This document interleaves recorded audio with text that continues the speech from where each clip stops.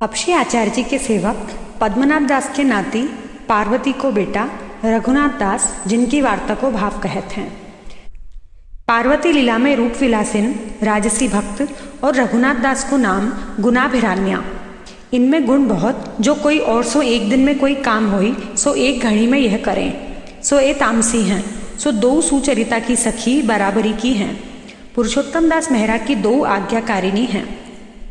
वार्ता प्रसंग 1।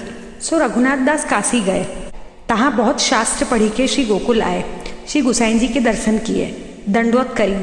तब श्री गुसाई जी श्री आचार्य जी के सेवक जानी के बहुत आदर सम्मान किए।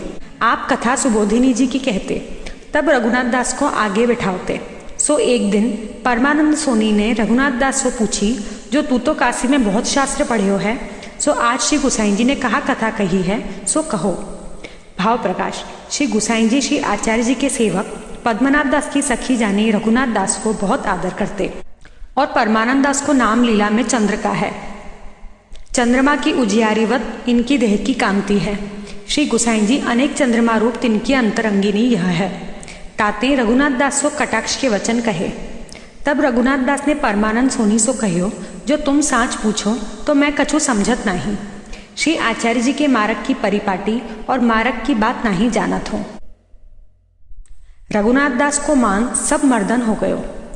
भाव प्रकाश। या में यह जताए, जो शास्त्राधिक वेद पुराण के पढ़े ते श्री आचार्य जी के ग्रंथ को सिद्धांत जानियो न जाए। कृपा ही को मार्ग है, सो कृपा ही ते जानियो जाए।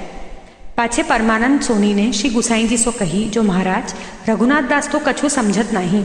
तब श्री गुसाई जी ने रघुनाथ दास को चारी ग्रंथ अर्थ सहित पढ़ाए और मार्ग की प्रणालिका कही।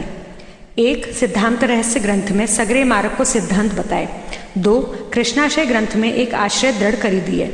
3 नवरत्न ग्रंथ में लौकिक वैदिक चिंता दूरी करी दी। 4 सेवा फल में सेवा को फल बताई दिए। पाछे रघुनाथ दास समझन लागे। श्री गुसाई जी की कथा को भेद लीला को प्रकार सब जानन लागे। बड़े पंडित भय।